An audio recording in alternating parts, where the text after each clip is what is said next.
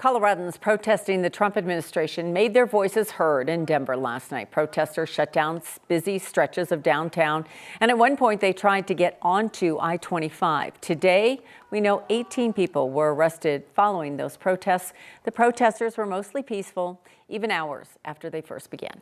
9 News reporter Rachel Krause joins us here in studio. Rachel, you were out there last night when those protesters were out on the streets.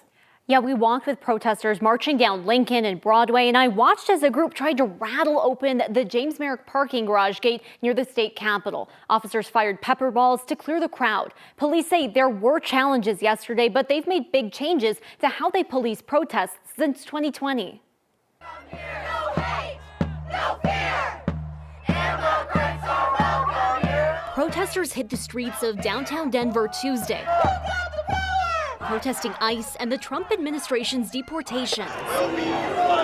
18 were arrested, accused of graffiti, creating Molotov cocktails, even trying to hit a cop with a guitar. So no serious injuries, thank goodness.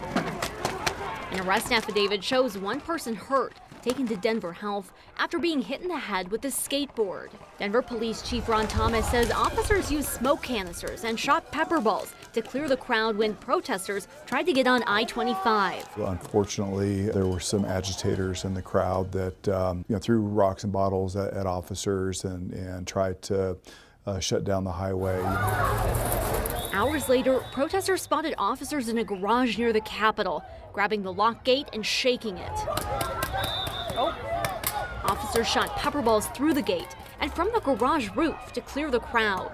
How they police protests Tuesday stemmed from changes made after protests in 2020, like not firing or hitting the crowd with projectiles and announcing it beforehand. That's a tactic that we call area denial. So, we're not impacting individuals with paintball pellets. We're actually impacting the ground or walls or hard surfaces.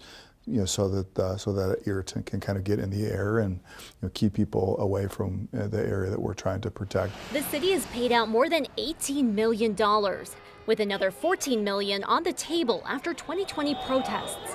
And DPD has mandated body cameras, using less lethal force against protesters and making sure officer badge numbers are visible. And just really being quite tolerant of behavior that may be disruptive to the community, in terms of blocking traffic and things like that, and just really not engaging until things turn violent. Since 2020, Thomas says DPD is often able to manage protests without issue. With another protest planned Saturday, he says they're ready for whatever the day brings. And we're certainly hopeful that things don't turn ugly like they did last night, but prepared to respond appropriately if they do. Denver police tell me they're preparing for Saturday's protests and have enough officers able to help. And it's not just DPD keeping an eye on these protests. The Office of the Independent Monitor is watching the police response to protests both last night and in the future, keeping an eye out for any concerning behavior. Right. Rachel Krause, thank you. Yeah.